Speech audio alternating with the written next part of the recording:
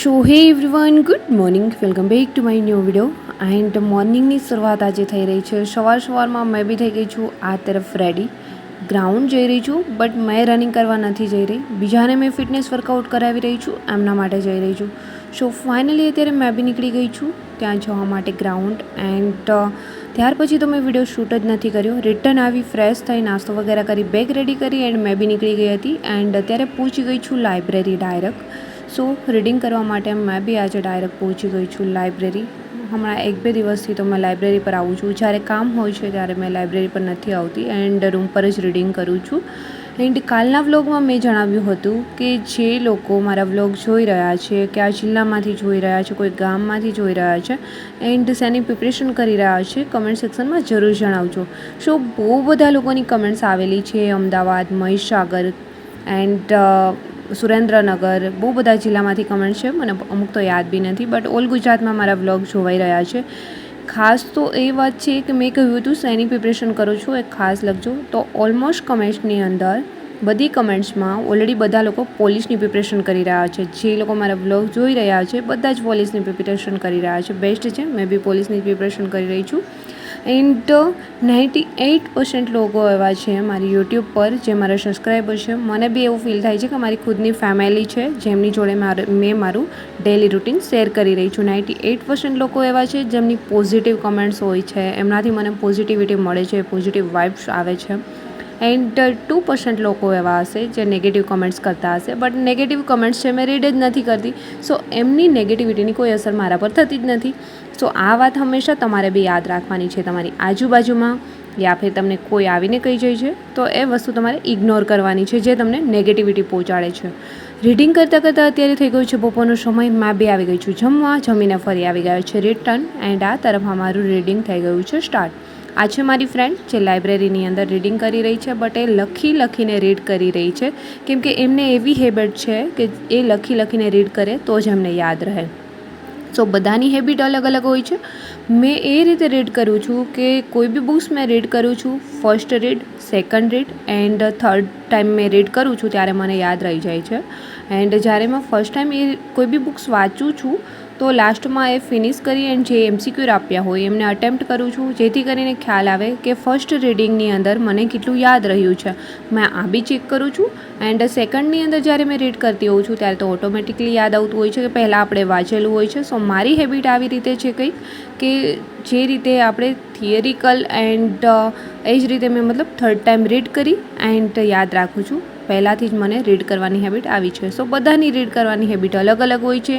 જેથી કરીને વંદના સોલંકીની કાલે કમેન્ટ્સ હતી કે મેં આ રીતે રીડ કરું છું એન્ડ મોર્નિંગમાં જાગી નથી શકતી, બટ બીજા લોકો એમ કહે છે કે આ સારું ન કહેવાય. સો એમાં બી મેં આગળ તમને જણાવ્યું હતું કે બીજા લોકો શું કહે છે ઇગ્નોર કરો એન્ડ તમને શું કરવું ગમે છે, તમે કઈ રીતે રીડ કરો છો, તમને કઈ રીતે ફાવે છે એ તમારે જોવાનું છે. એન્ડ બધા લોકોની હેબિટ સરખી નથી હોતી, જેથી કરીને આપણે જે ડેઈલી કરી રહ્યા છીએ, જે વસ્તુ આપણને ફાવે છે એ કરવાની છે. સો તમને મેં એક્ઝામ્પલ આપ્યું છે. મારી જ ફ્રેન્ડ છે મારી જોડે, એ લખીને રીડ કરે તો યાદ રહે છે એન્ડ મેં થર્ડ ટાઈમ રીડ કરું તો મને યાદ રહે છે.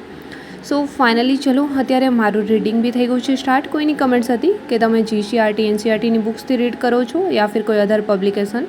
સો અત્યારે તો મેં GCRTની બુક્સ જ રીડ કરું છું. ફાઇનલી પહેલાંથી જે લોકો વ્લોગ જોઈ રહ્યા છે એમને ખ્યાલ હશે.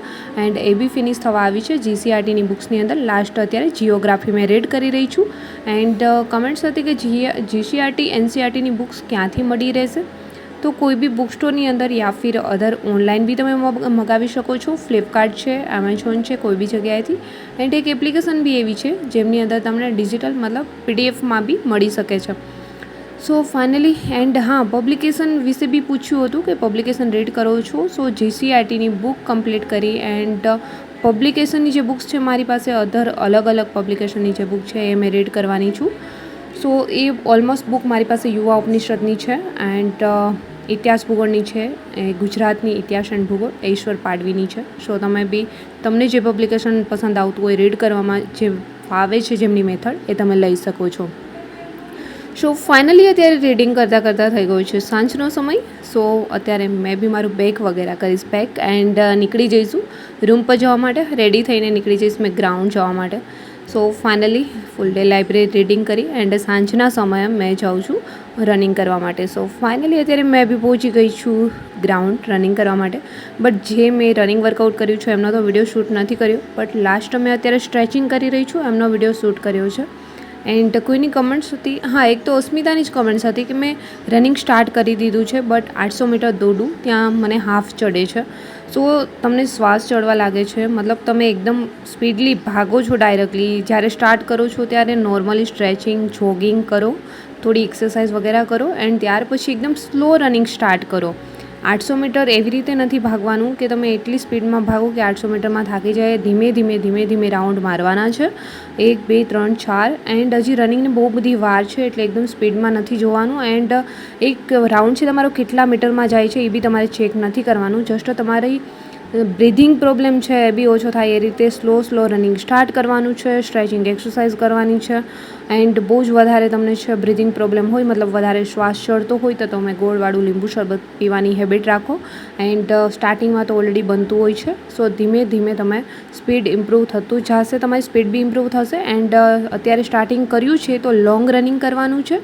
એન્ડ ધીમે તમારે છે સ્પ્રિન્ટ વગેરે બી મારવાની છે 100 મીટરની, પહેલાં 50 મીટર, 100 મીટર, 200 મીટર રિપીટેશન લગાવવાની છે 400 મીટરની. સો આ રીતે તમે વર્કઆઉટ સ્ટાર્ટ કરી શકો છો જેથી કરીને પ્રોબ્લેમ નહીં થાય.